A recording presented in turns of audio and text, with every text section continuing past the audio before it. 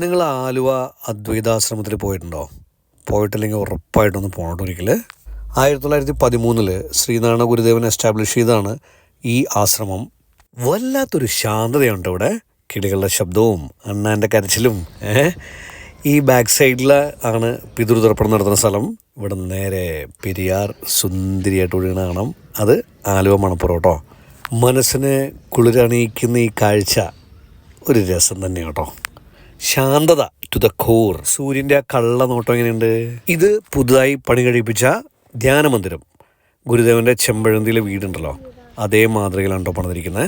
ഇനി നമുക്ക് മെയിൻ ഗുരുമന്ദിരത്തിലേക്ക് പോവാം. പോസിറ്റീവ് എനർജി അൺലിമിറ്റഡ് ആണ് ഇവിടെ. ഗുരുദേവൻ ഉപയോഗിച്ച വസ്തുക്കൾ, കസേരകൾ, കട്ടിൽ, ശരിക്കും പറഞ്ഞാൽ ഈ കാഴ്ചയൊക്കെ ഉണ്ടല്ലോ നമ്മുടെ മനസ്സിലൊരു കുളിർമ തരും കേട്ടോ. ആൻഡ് ഇവിടെ ജസ്റ്റ് ഇരുന്നാൽ തന്നെ you will get energy like anything. പിന്നെ പുറത്തേക്ക് ഇറങ്ങിയാൽ ഗുരുവചനങ്ങളാണ് എല്ലാ മരങ്ങളിലും. അതും ഒരു കാണേണ്ട കാഴ്ച തന്നെയാണ്. അപ്പോൾ സമയം കിട്ടുമ്പോൾ തീർച്ചയായിട്ടും വരിക.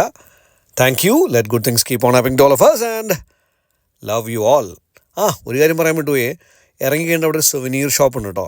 ഗുരുദേവൻ്റെ കൃതികൾ, ഗുരുദേവനെ കുറിച്ചുള്ള ബുക്കുകൾ, പിന്നെ ചെറിയ ചെറിയ സുവനീർസൊക്കെ. മേക്ക് എ ട്രൈ, രസമുണ്ടത്. അപ്പോൾ സമയം കിട്ടുമ്പോൾ ഉറപ്പായിട്ടും വിസിറ്റ് ചെയ്യുക. Thank U.